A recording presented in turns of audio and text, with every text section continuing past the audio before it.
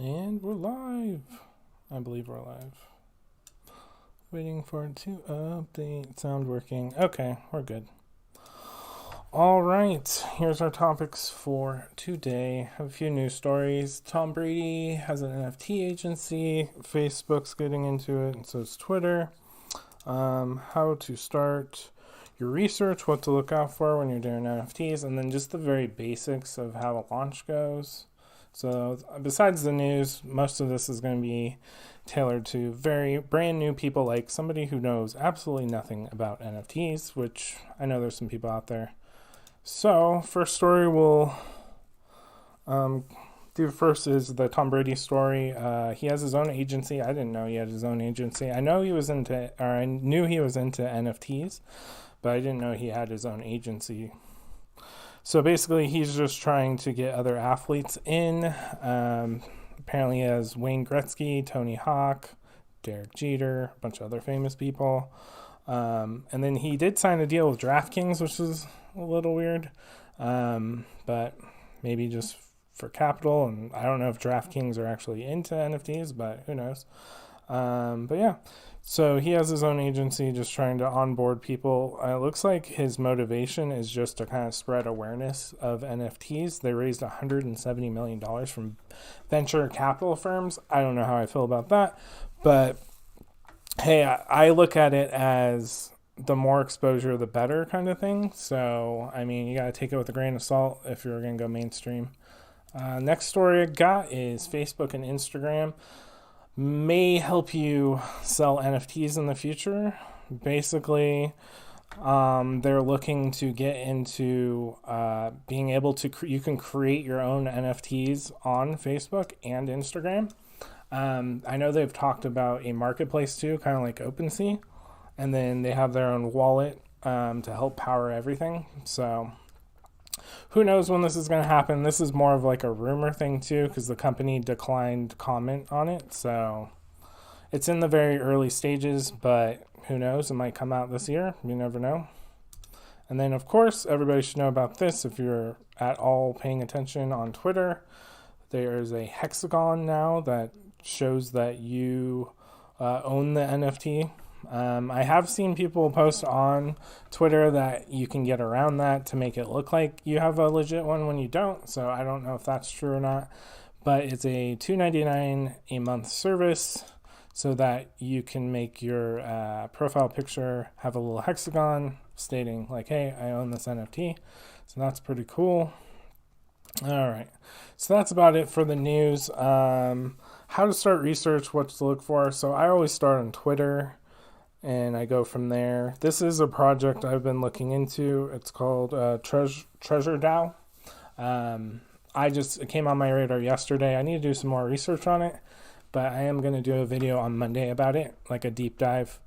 So look forward to that. But it seems interesting. So it's basically a project where they are, I barely know anything about it, but it does have a token. It has a magic token, and I believe you can use the magic token to like buy NFTs or items or something.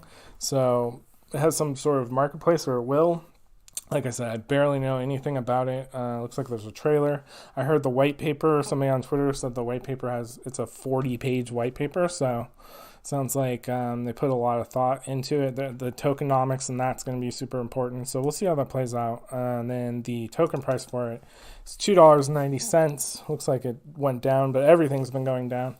The whole crypto market, if you've been paying attention to that, just took a nosedive today. So not too surprising. But their token's already worth $2.90. Its rank's not very high. It's 2,855. So who knows? But yeah, we'll go back over that on Monday. But yeah, so I always start my research on Twitter, and I'm looking to make sure whatever you're searching for on Twitter is the legit project, because there'll be fake projects for everything. I go off the followers to try to figure out like, hey, is this legit or not? Because like fake projects aren't going to get more than probably a few thousand followers. So if you see something with like 40,000 followers, if it's a super hyped up project like Hate Beast or whatever, and it should have over 100,000 followers, and then I go from there. So if you have the Twitter account right, then from there you can pretty much assume the website's legit, the Discord that they're linking to is going to be legit, but you definitely want to be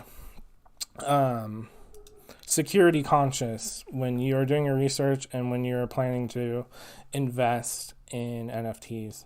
I have a totally separate laptop where I do all my NFT buying. I don't really do any research on it because I don't want to click links on that other computer where I do all my buying so that I don't get a virus or something weird on that laptop where it could steal my funds. So I do all my research on this computer, the one I'm broadcasting on, and I put the links in my Chrome or wherever or in my email, and then I buy from that other computer. I just don't like to mix research with buying just in case there's anything up on this computer from all the links and all the research I've been doing that might mess up like my wallet or whatever, a virus or anything like that. So kind of like keeping a separate buying computer. It's kind of like what you can do when you're buying and selling NFTs too. You have a buy wallet and then you have a storage wallet. You can do that too.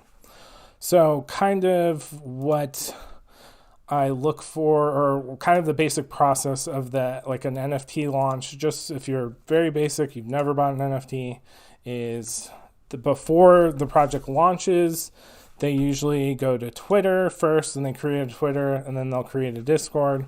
And pretty much what you're trying to do is get on the whitelist for the project. Whitelist is basically you're first into the project. Usually they give you a discount on top of that too, which is great. And you're able to mint that project before it goes to public, before anybody else can try to buy that project. And then, so that's what a whitelist is. And then from there, it'll go to public if there's any left. Some projects are now just doing whitelist and that's it. And they're not even doing a public sale because they're so hyped that they don't even need to do a public sale. But most projects still do the whitelist. They fill the whitelist with brand new members. There's a lot of different ways you can get into whitelist contests. If you're the first into their Discord, like the first 1,000 people, sometimes they do that and they'll give whitelists out. So it pays to be on top of it on Twitter. I think Twitter is a very good place to start your research. It's a good place to first see projects and stuff like that. And then Discord is good for finding out what the project's about, doing research on that one specific project, and then trying to get a whitelist in it. So then after the public or after the whitelist, it goes public, and then anybody on the whole internet can basically mint that project out.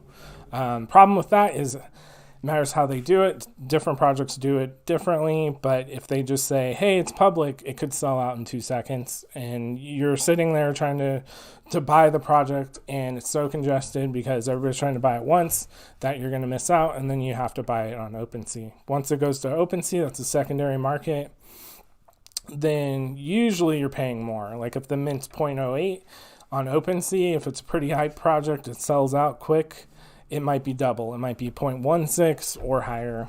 So then you're buying because you couldn't get into the whitelist and you couldn't get into public. So it's always best to do the whitelist if you can. And that's why it's good to have a buying wallet too, because you can't be 100% sure that maybe that project isn't like malicious and trying to take your funds and stuff. So if you use your main wallet to mint something and you're not sure about it, it's not really a good look. Yeah. So that's all I pretty much had for today. If you have any questions, especially about any NFT basics, anything like that, go ahead and put it in the comments and I will answer it on the next time. I will see you guys later.